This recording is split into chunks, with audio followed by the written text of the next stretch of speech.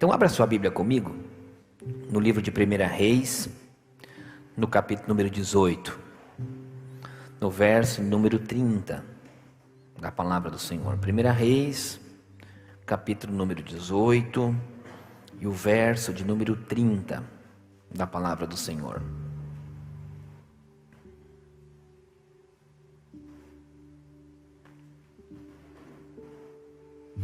Todos encontraram? Amém? Diz assim: Então Elias disse ao povo: Chegai-vos a mim. E todo o povo se chegou a ele, e reparou o altar do Senhor que estava quebrado. E Elias tomou 12 pedras, conforme o número das tribos dos filhos de Jacó, a qual veio a palavra do Senhor dizendo: Israel é o teu nome. Pode sentar, por gentileza? Louvado seja Deus. Esse período da história, e aqui eu peguei essa passagem porque ela traz alguns pontos muito importantes para a finalização dessa série de mensagens.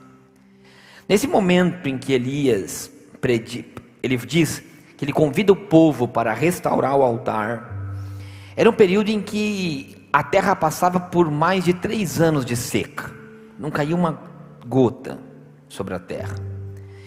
E era uma palavra que o próprio Elias ele tinha lançado sobre aquele reino, o reino que governava aquele momento Israel, era o reino de Acabe. Acabe era vocês, principalmente os que já estão há mais tempo na igreja e que conhecem um pouco da história, Acabe é aquele famoso rei, esposo de Jezabel, que foram muito tiranos. Então Elias ele tinha lançado uma profecia anterior sobre Acabe, dizendo que Acabe era para se preparar, porque o reino dele passaria por um período muito difícil. Haveria uma seca muito grande sobre a terra. Só que para nós entendermos, porque esse altar que nós lemos aqui, era o altar de adoração a Deus. Só que ele estava quebrado, aquele altar. Por isso que Elias ele vem para restaurar esse altar. Só que para nós entendermos que aquele altar estava quebrado, nós temos que voltar um tempo na história. Não se pode partir desse princípio, porque por algum motivo aquele altar estava quebrado. E lendo e você entendendo a história, você vai ver que tem muito a ver com a nossa vida. Você começa a voltar um pouco para trás para entender esse fato. Nós temos que ir até Salomão. Salomão era um rei que, como nós sabemos, filho de Davi, reinou um reinado maravilhoso. Davi foi aquele cara que nós vimos acompanhando a história dos altares, nós vimos que o altar, nessa última mensagem que nós pregamos aqui, no domingo anterior, que nós falamos que o altar era o centro, né? Eles levantaram um templo de uma forma móvel, que na verdade era uma tenda, mas o altar estava lá na frente, e todas as tribos de Israel, todo o povo estava em volta, lembram disso? Ou seja, o altar de comunhão era um altar onde as pessoas entendiam que Deus era o centro da sua vontade, era o centro da sua vida, era o centro da sociedade. Davi era o rei. Depois disso, a arca se perde, aquela arca que estava lá no lugar santo, ela é perdida. E Davi, ele recupera aquela arca, e quando ele recupera aquela arca que tinha, só que isso é outra história, não tenho tempo para contar, mas enfim, Davi, ele tem um sonho lá em Jerusalém de construir um templo, de edificar um templo, mas não já móvel, como uma tenda, mas realmente levantar um templo de verdade, aonde que estaria com as mesmas formas, as mesmas medidas, mas já um templo estabelecido, edificado. Deus não permite Davi levantar o templo, porque Davi tinha sido aquele homem que tinha sujado as suas mãos com sangue. Então ele diz: o seu filho levantará assim o templo. E Salomão levanta o templo, um templo maravilhoso, aonde que se sacrificava. Salomão foi um cara que não pediu dinheiro para o Senhor, pediu sabedoria. Se você ler a história, você vê que Salomão foi um homem muito sábio, foi o mais bem, quem sabe, mais promissor governo de Israel. ficou muito rico, um governo muito rico. Só que no final das contas, no final da sua vida, infelizmente Salomão, ele se desvia, o seu olhar já não era mais o importante o sacrifício, não era mais importante o altar. E nós falamos aqui um pouco no culto dos homens que estavam da importância de um pai, ele dá um destino para um filho. Salomão tinha um filho chamado Roboão, o herdeiro do trono. Só que no final da sua vida, o foco de Salomão já não era mais Deus. O foco de Salomão já não era mais o altar. O foco de Salomão ficou nas suas mulheres, nas suas finanças, nos seus reinos e nas suas conquistas. Roboão pega o trono. Quando Roboão pega o trono, ele era Deus, quando dá o trono para Roboão, na sua unção, ele diz: olha, Roboão, se você andar conforme os caminhos do teu pai Davi, ou seja, não como Salomão, mas como teu avô, eu estarei contigo. Mas Roboão pegou o exemplo do seu pai. Olha, irmãos, como é importante na vida de um filho o exemplo de um pai, o exemplo de uma mãe. Roboão não teve, o último foco dele foi não a presença de Deus, mas foi os prazeres que a terra lhe poderia dar. Então Deus se irrita com Roboão.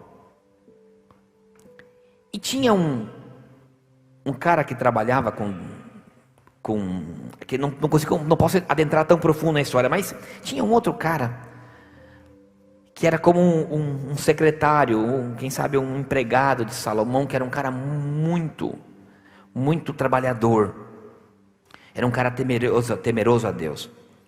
E Roboão levanta o trono e de repente Deus fica chateado, muito bravo com Roboão e diz assim: eu vou dividir esse reino.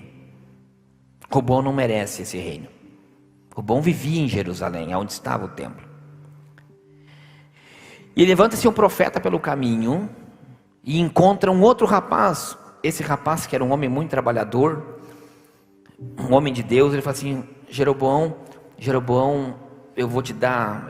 O profeta, é linda a história, porque assim, o profeta está com uma veste muito nova, muito limpa, e ele chega e encontra Roboão no caminho, e ele rasga suas vestes em 10 pedaços, entrega na mão de Roboão e diz assim: olha, Deus entregará nas suas mãos 10 das 12 tribos.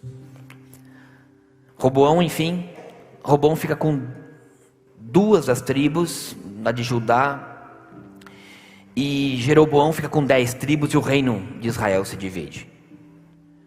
Jeroboão fica com o reino onde a capital se chamaria Samaria, e Roboão fica com o reino de Judá, onde a capital era Jerusalém.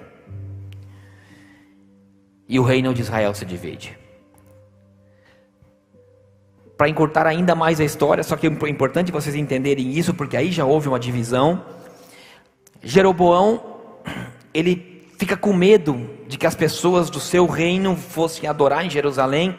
Então Jeroboão, ele faz dois altares, um na entrada de Betel e um mais próximo de Dan, perto de Samaria, porque ele não queria que o seu povo fosse adorar no outro reino, porque ele tinha medo que se o povo fosse e adorar em outro lugar, ele perderia o seu povo. Isso é forte, porque nós vemos que tem igrejas que não permitem, tem medo que os seus membros vão adorar a Deus num outro lugar.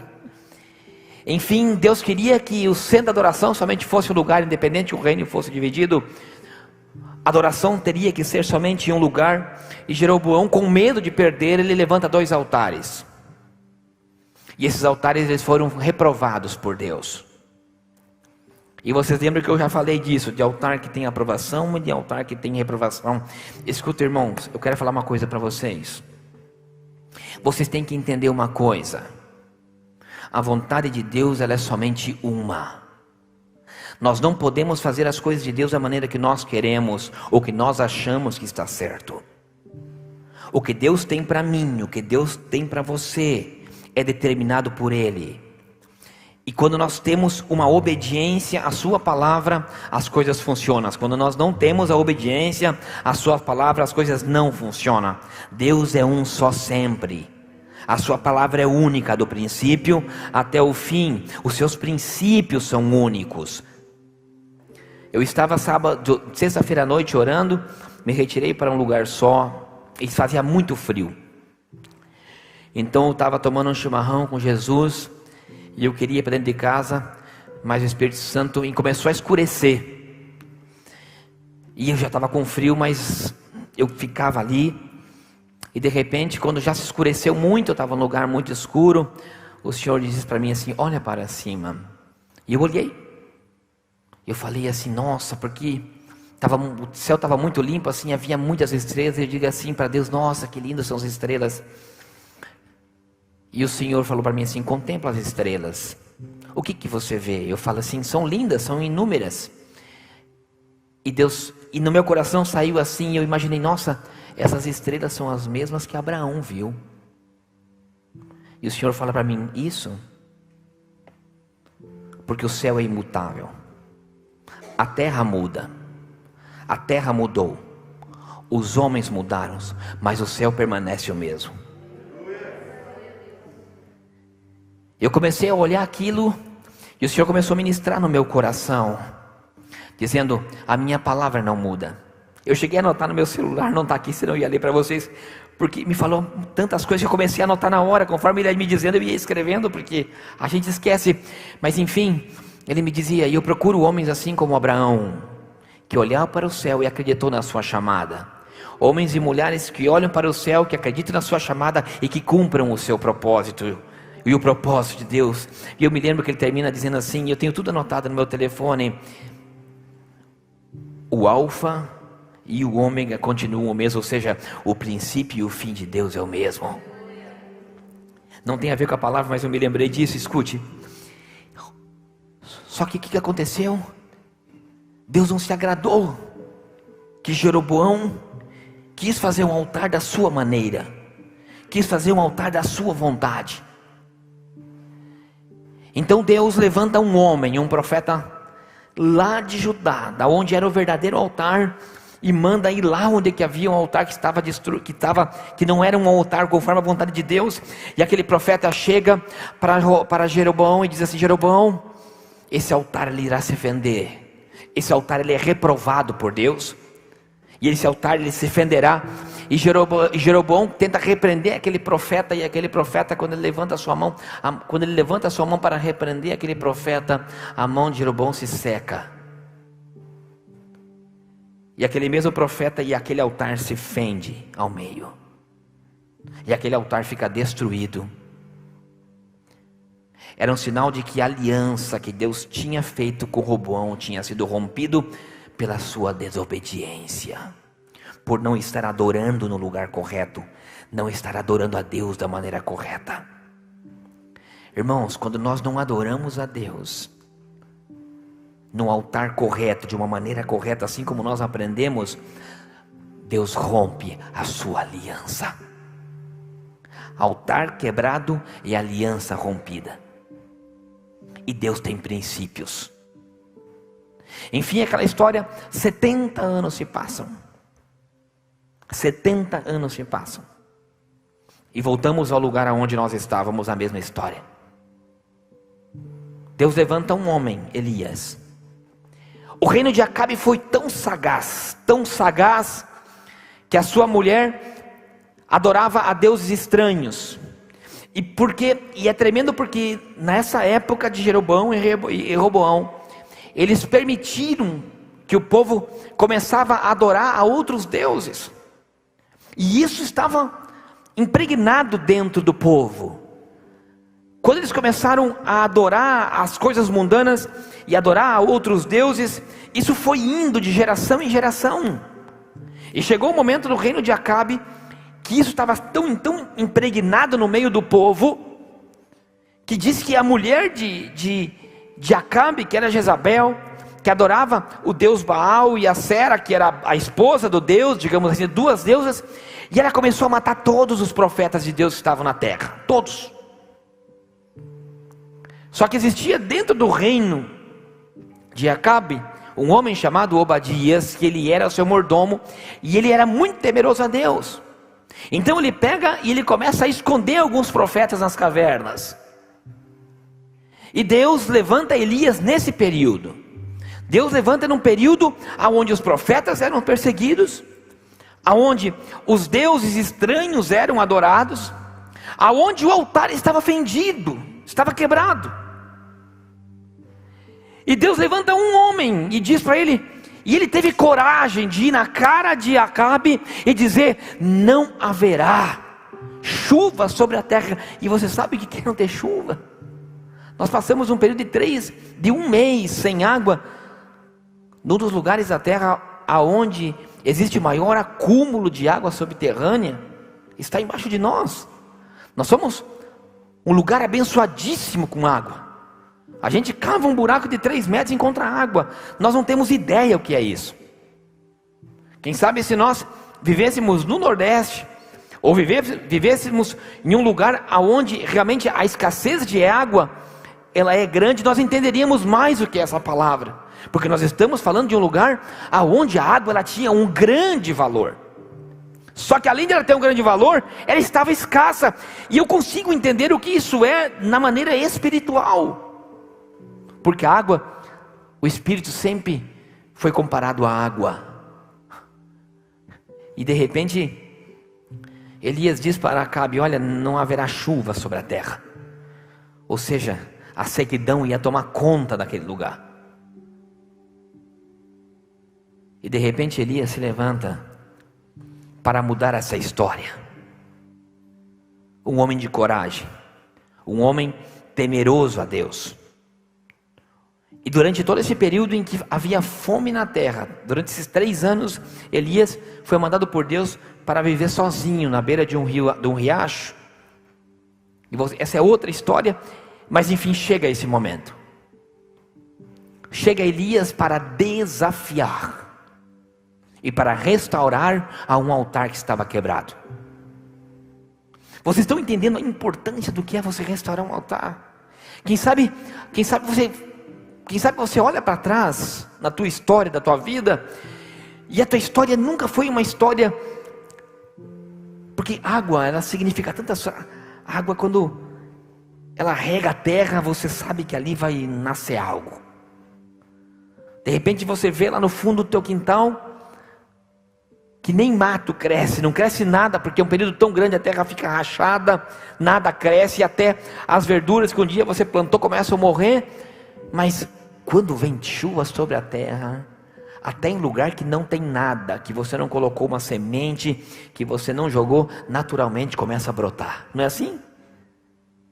Cai água do céu, você espera 2, 3 dias, de repente até mato nasce sozinho, começa a aparecer verde. Eu entendo que Elias, ele veio mudar uma história. Só que ele entendia que a mudança teria que partir da restauração do altar. Meu irmão, não existe mudança na vida de alguém se nós não atarmos a nossa aliança com Deus. É impossível haver prosperidade se não haver uma realiança, e a realiança ela começa pela restauração do altar. Só que Isaías era um cara arrojado e ousado. Ele chega e encontra esse mordomo. O mordomo de Acabe diz assim: Obadias, vai junto a Acabe, fala para ele me esperar no Carmelo, e manda ele trazer todos esses profetas de Baal e os profetas de Acera que existem em Israel, que eu vou provar. Vamos ver quem que é o Deus verdadeiro. Eram 400, mais ou menos 800 profetas, juntando os 2 deuses, e se reúne no Carmelo. Então Elias, ele faz um desafio aos profetas, diz assim: olha, faz o seguinte, vocês pegam esse altar de vocês aí, vocês fazem um sacrifício, mas vocês não botam fogo, porque o fogo, o Deus verdadeiro fará o fogo descer do céu. E diz que os profetas aceitaram. Então eles pegaram os profetas de Baal e de Acera, sacrificaram. Ele pediu dois bezerros, um para ele e um para os profetas. Se juntaram todos no Monte Carmelo, todo o povo de Israel ali em volta. E chegou, e os profetas de Baal e de Acera sacrificaram, colocaram a lenha, cortaram em pedaços os bezerros, colocaram em si, um bezerro colocou em cima, e ali diz que eles começaram, e é só você ler os versículos para trás, é tremendo, que diz que eles começaram a saltar. Olha aqui, ó, tomaram o bezerro, no verso 26, e tomaram o bezerro que lhe dera, e prepararam, e invocaram o nome de Baal, desde a manhã até o meio-dia, dizendo: Baal, responde-nos.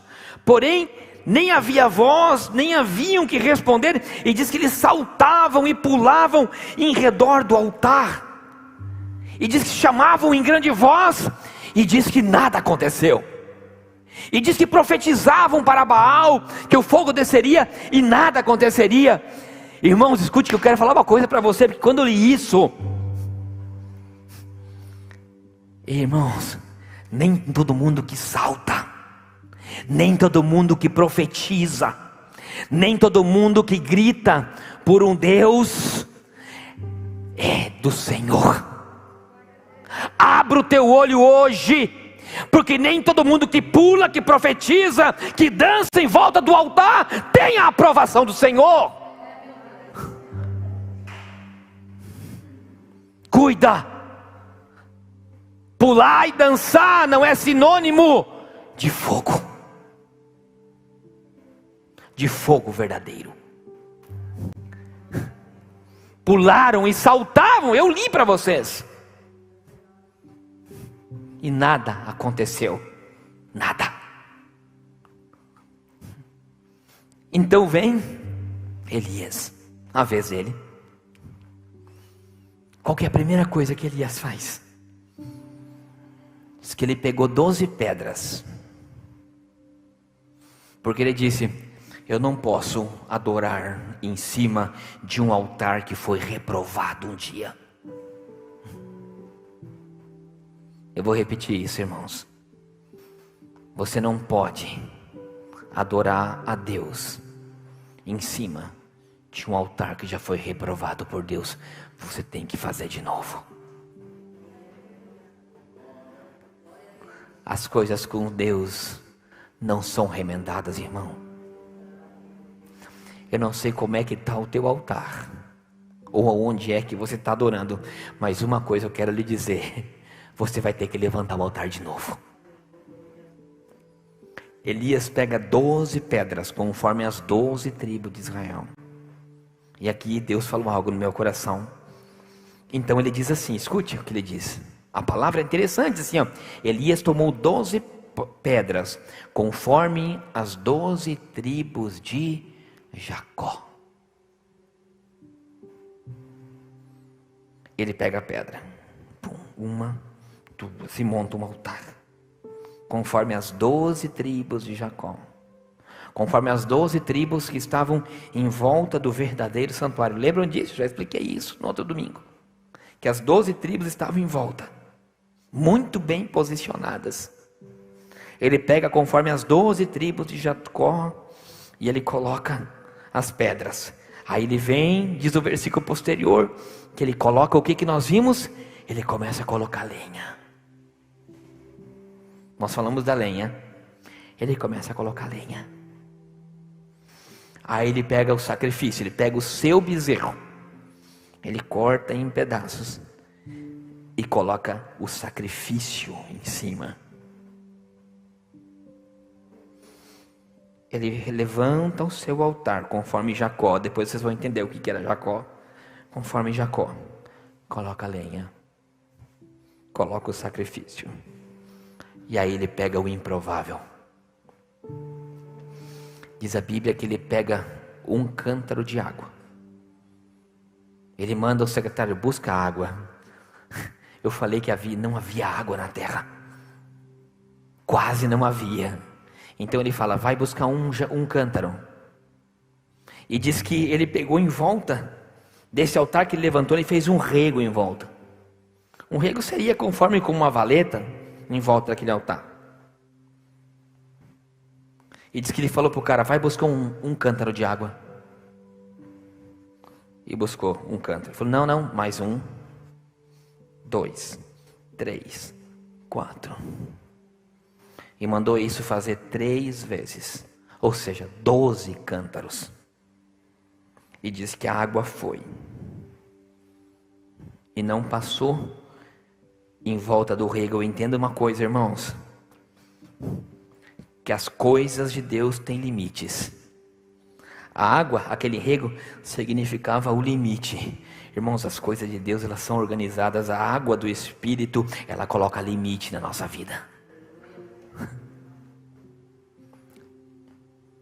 A água do Espírito coloca limite em nós. Entenda isso. O Espírito Santo, ele nos limita algumas coisas. Mas ele pega algo improvável. Irmãos, ele pega aquilo que era mais precioso naquele momento, que era a água. Além de ele colocar um sacrifício, ele pegou aquilo que era mais raro e entregou no altar. Só que aquilo molhou. Irmãos, fogo aonde que é seco é fácil de pegar, não é não? Agora no que está molhado, pega fogo. O que ele faz tantas coisas ao mesmo tempo. Pensa, primeiro ele restaura um altar que não existia. Ele fala: naquele ali não adoro. Não, eu vou fazer o meu altar. Começa a colocar lenha. Aí ele fala: agora eu vou colocar o meu sacrifício. Ele coloca a oferta dele no altar. Aí ele pega aquilo que todo mundo jamais faria. Sabe o que é você colocar água, que era algo tão raro? Aquilo que salvaria a vida. Ele estava entregando para Deus o mais precioso. Elias estava colocando no altar aquilo que ninguém colocaria. Meu irmão, você está conseguindo entender o que isso é? Você colocar sobre o teu altar aquilo que ninguém coloca.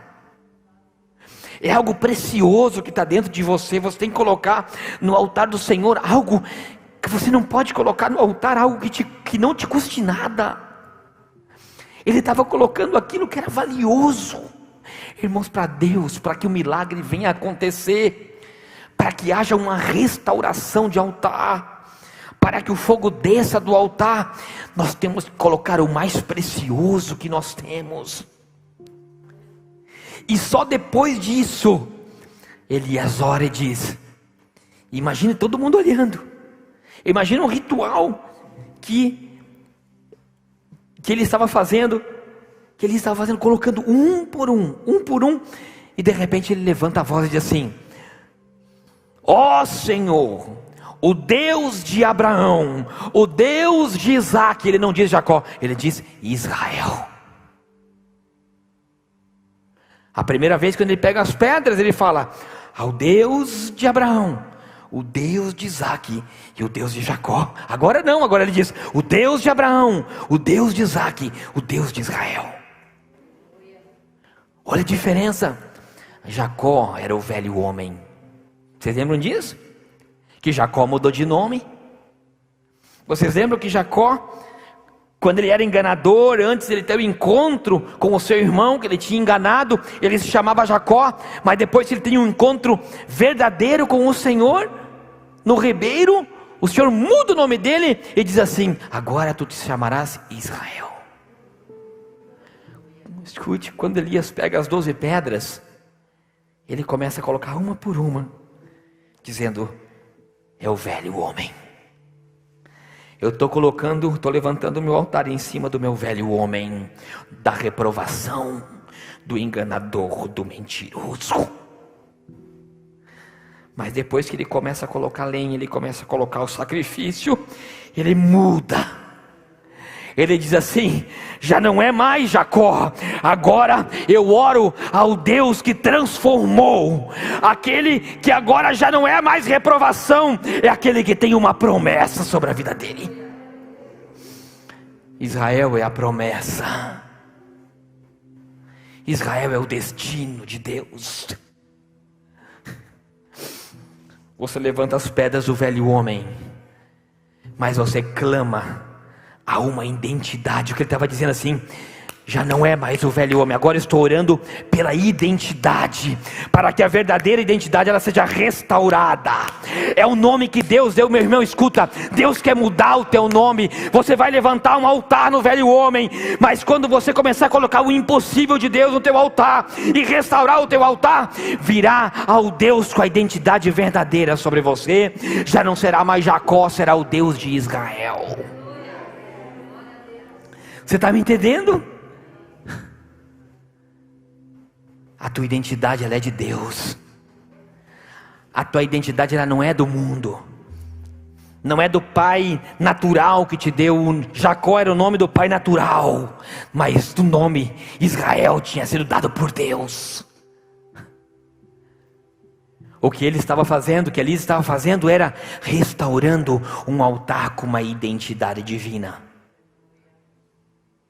Que eu quero te dizer que você tem que restaurar a tua identidade, restaurar o teu altar, restaurar a tua aliança. E só depois disso ele diz ainda no verso de número 37: manifesta-te, Senhor, para que o teu povo volte a te conhecer. Aquele povo já não conhecia mais a Deus. Aquele povo não conhecia mais, porque era um povo que ele vinha de um povo de corrupção, um povo de adoração a outros deuses, um povo que adorava muito mais o mundo do que as coisas de Deus, que adorava em altares que eram reprovados por Deus. O que o Senhor está dizendo é que nós temos que voltar a adorar a Ele num verdadeiro altar, e diz para que nós possamos voltar a conhecê-lo. E diz que quando ele disse isso, diz que o fogo ele desceu do Senhor. Não foi Elias que botou o fogo, não foi ninguém que colocou o fogo, não foi nenhum profeta, não foi nenhum sacerdote. O fogo ele veio do Senhor. E é tremendo, porque no verso número 38 diz assim: e então o fogo caiu do Senhor, consumiu a lenha, as pedras e o pó, e ainda lambeu a água que estava ao seu redor. Irmão, o fogo vem do Senhor. Não é no Senhor, é do Senhor. Ou seja, a Bíblia é muito clara, e nós vemos em inúmeras partes que o fogo ele é do Senhor. O Salmo de número 29:7 diz que a voz do Senhor é como labaredas de fogo. Nós vemos que João em Apocalipse ele diz, ele vê os olhos do Senhor que eram como chamas de fogo. O fogo em inúmeras partes. Olha só, em Hebreus 1:7 diz que Deus faz os seus ministros como fogo. E Jesus é tremendo, porque Jesus em Lucas 12:49 ele diz assim: eu não vim trazer paz na terra, eu vim a trazer fogo, e o que eu mais quero é que vocês já estejam acesos. O fogo do altar ele nunca se apagava, lembra disso? O que Jesus está dizendo? Olha, eu venho trazer fogo sobre vocês. Eu venho trazer fogo. O Espírito Santo é fogo, mas o altar tem que estar aceso. Ele desce com fogo, mas o altar já tem que estar aceso. É você que tem que estar aceso para que o fogo dele desça, irmão. É você que tem que estar aceso. Você tem que restaurar o teu altar.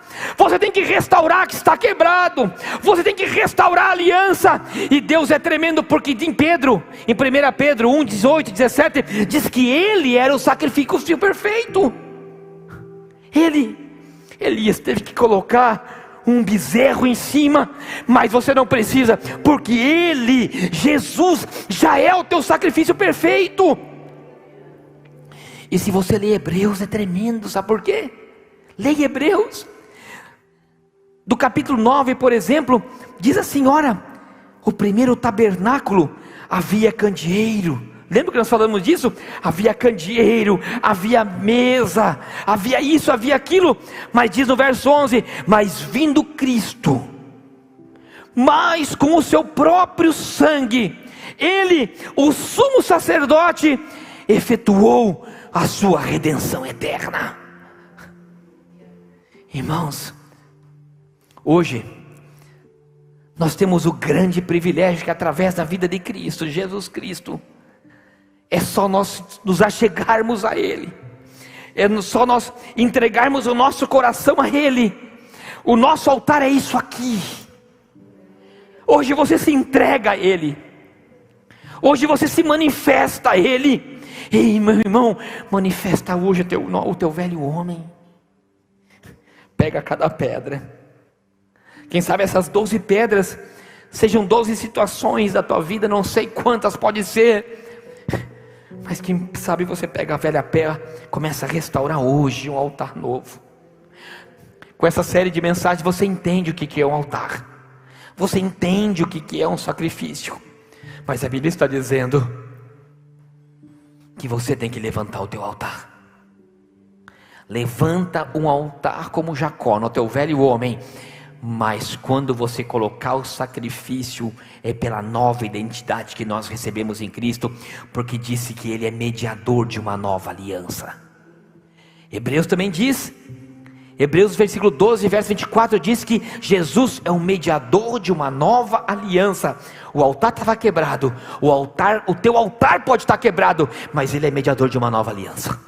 Ele restaurará a tua aliança com o Senhor, e o fogo que vem de Deus, Ele descerá sobre o altar e consumirá o teu sacrifício. Mas olha o que acontece depois. Depois que o altar estava restaurado, diz a Bíblia, a partir do verso número 41, e isso eu quero terminar e profetizar sobre a sua vida. Escute. O que havia antes da terra seca? Quantos anos? Muitos anos de seca. Por quê?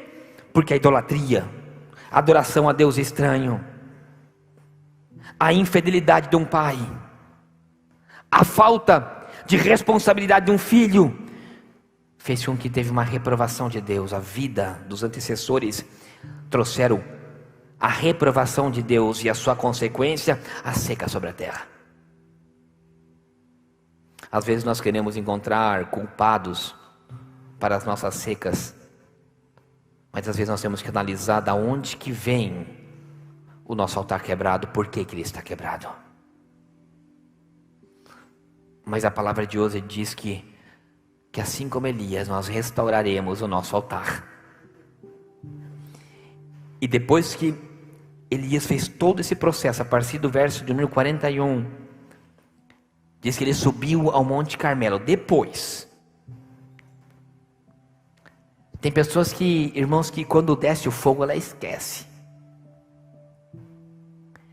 Quando desce o fogo, parece que está tudo bem. Porque o fogo, quando a gente sente esse fogo de Deus, é uma delícia. É maravilhoso. A presença dele é algo insubstituível. Mas você saltar na presença, sentir o fogo, não quer dizer que a tua terra ela não esteja seca. O fogo desceu, o altar estava restaurado, mas a seca continuava sobre a terra. Mas depois que Elias restaurou o altar, restaurou a sua aliança, diz que ele subiu bem no alto do Monte Carmelo. Sabia? Que ele subiu bem no alto do Monte Carmelo. E diz que ele diz assim: eu consigo ouvir o barulho da chuva. Aí ele manda o seu secretário correr e diz assim: vai lá e olha. E ele volta e diz assim: não tem nuvem nenhuma. Mas aquele que tinha restaurado o altar dizia: eu consigo ouvir o barulho. Você não consegue ver, mas eu consigo ouvir. Aquele que tinha restaurado o altar, ele dizia: vai e olha, tem chuva. E diz que por 7 vezes o rapaz veio e disse: não tem chuva. Ele dizia: não, eu restaurei o meu altar, eu vi o fogo descer, a chuva ela virá. E diz que na 7ª vez, diz que o rapaz veio e diz que Elias se levantou, foi no alto do Monte Carmelo. E é tremendo, irmão, sabe por quê?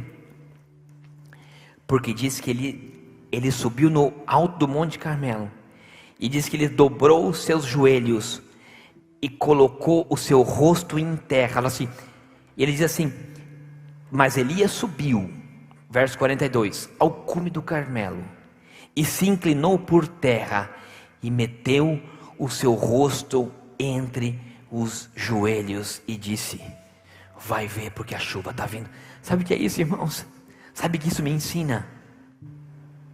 Que você ter restaurado o altar, você orar, clamar a Deus e a presença de Deus se manifestar. Porque quando Elias orou e o fogo caiu, ele não fez só isso, irmão. Sabe o que ele falou? Mata todos esses profetas que ainda podem corromper o povo. Sabe o que ele fez? Ele eliminou tudo que poderia trazer uma consequência de destruição de volta. Irmãos, se você não cortar a raiz do pecado que fica em volta de você, mesmo depois de você restaurar o altar, escute, não é só restaurar o altar, não é o seu fogo descer, você tem que cortar tudo que te faz cair.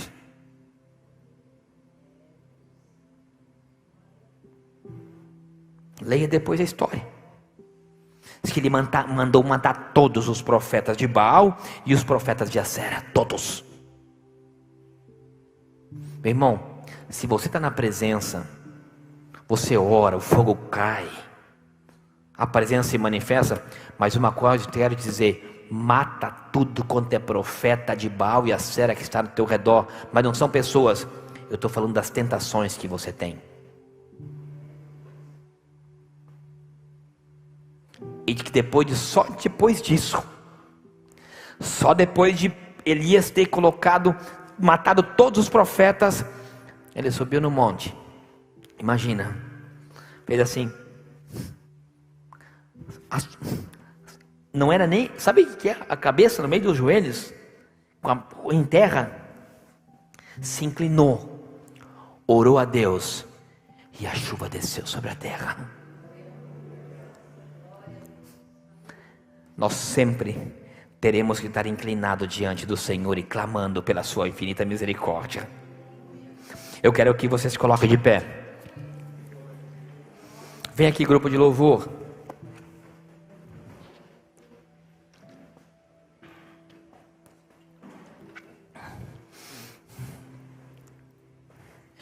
Porque eu quero orar por você nessa manhã. Eu não sei como é que você entrou aqui ou como é que está a tua vida. Eu só sei que você tem que restaurar o teu altar. Você tem que voltar para a presença dEle. Você tem que pegar todas as pedras do teu passado, do teu velho homem, daquilo que Deus tem que mudar o nome do teu passado e começa a restaurar o teu altar. Eu quero profetizar essa palavra porque há uma seca na tua vida. Há uma seca sobre a tua terra. Mas eu quero dizer que o teu primeiro passo é restaurar o altar e o fogo do Senhor te pegar.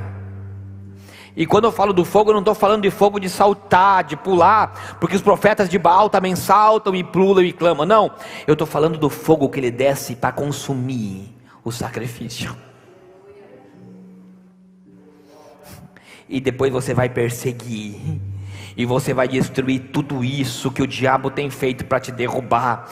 Todos esses demônios que que o diabo tem levantado, mas que Deus irá arrancar da sua vida.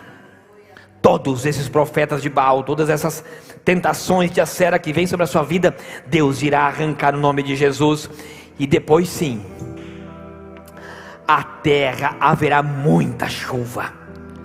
Haverá muita chuva. Eu quero dizer que realmente o Espírito Santo de Deus, que Jesus, ele restaurará a sua vida. Jesus, ele fará realmente a água do Espírito derramar sobre a sua terra. A terra pode estar seca, mas eu quero dizer uma coisa: a glória da segunda casa, ela será muito maior do que a primeira. Porque todo esse sofrimento, toda essa sequidão, ela se transformará numa abundante chuva. As coisas começarão a brotar no teu coração. A tua terra será uma terra abençoada. Profetizo isso a você. Você será uma pessoa abençoada. O seu altar será um altar restaurado. A tua adoração será uma adoração perfeita. A tua adoração será uma adoração verdadeira. O fogo queimará no teu altar. O teu altar será restaurado sim, no nome nome de Jesus. Senhor, comece a quebrar todas as correntes, todas as maldições. Comece a restaurar o altar de cada um deles, Pai, nessa manhã. Pai, com a tua palavra nós estamos finalizando, Senhor, Pai, uma série de mensagens intitulada Restaurando o Altar. Restaura o altar deles, Senhor, e restaura, Pai, a comunhão. Restaura, Senhor, restaura, Jesus, derrama o teu fogo, consome, Senhor, no nome de Jesus, no nome de Jesus, no nome de Jesus. Mostra pra esse povo que aleluia. Deus em Israel, caia fogo aleluia, do céu, aleluia. Abra o teu coração a dele e começa a adorar dele agora. Mostra pra esse povo, Senhor, derrama o teu fogo, Senhor, sobre eles. Restaura, Senhor, esse altar. Restaura esse altar. Quebra, destrói, Senhor, todo profeta, Senhor, de Baal. Destrói, Senhor, todo profeta de Acera sobre a vida do teu povo, Senhor. Restaura, derrama a chuva sobre eles, Senhor. Eles não podem ouvir, mas com o altar restaurado, Senhor, há uma promessa sobre eles, Senhor.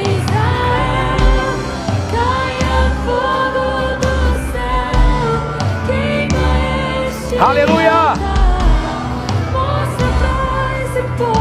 aleluia. Oh Deus, eu apresento, Senhor, a todos que estão aqui nessa manhã, a todos que me ouvem, Senhor, eu apresento diante de Ti. Pai, restaura o altar, aquilo que um dia foi reprovado por Ti, Senhor. Deixe que eles façam uma nova história, Senhor. Eu sei que tem pessoas aqui, Senhor, que tem que restaurar as suas alianças, tem que restaurar os seus altares. Eu sei que tem pessoas, Senhor, que me ouvem pela rádio, que me ouvem pela internet, Senhor, que são pessoas que têm que voltar, Senhor, a queimar, que não serão como Jacó, serão como Israel, como a promessa, o povo escolhido, a identidade escolhida. Senhor, restaura as identidades perdidas aqui, Senhor, no nome de Jesus, no nome de Jesus, no nome de Jesus. E todos dizemos amém. Aplausos para o Senhor.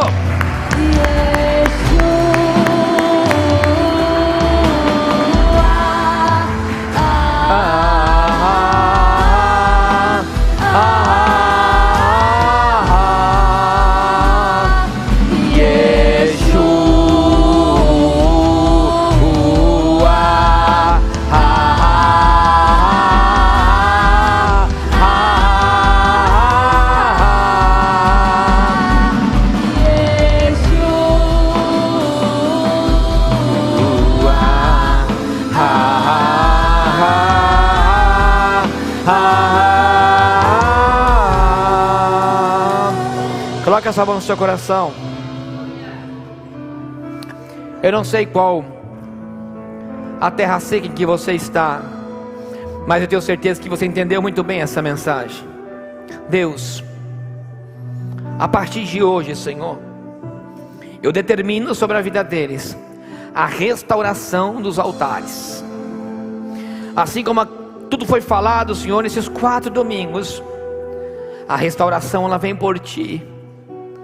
Tu é a graça, Senhor. Tu és o mediador, Senhor, entre nós e Deus. O Senhor é o sacrifício vivo. O Senhor é o restaurador da aliança. O Senhor é o provedor da promessa. O Senhor é o princípio, é o alfa e o ômega, o princípio e o fim de todas as coisas.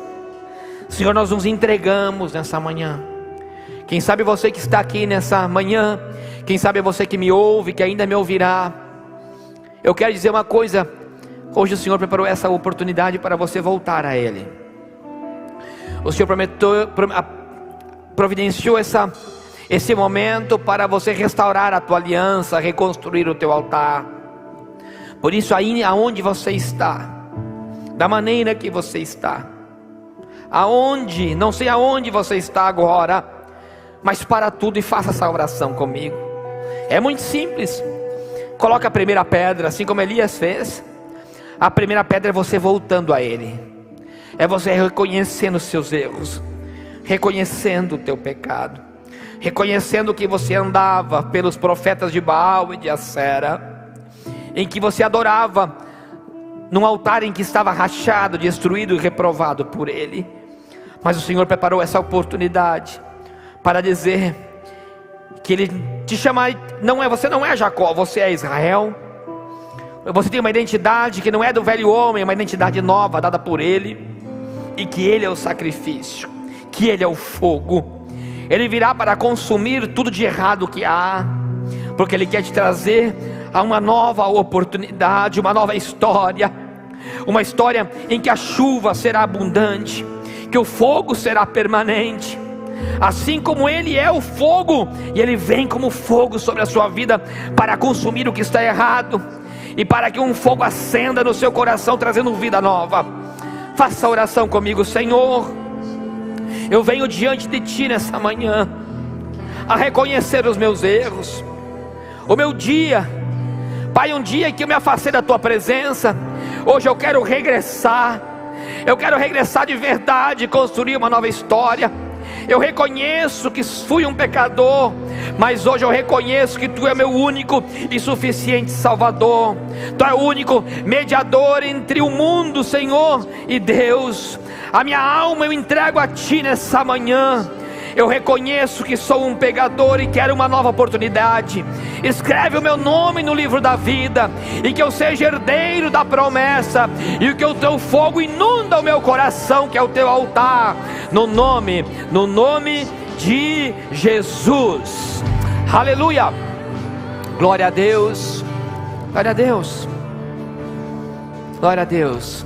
Se você fez essa oração com o teu coração, tenha certeza que a tua aliança está restaurada no nome de Jesus.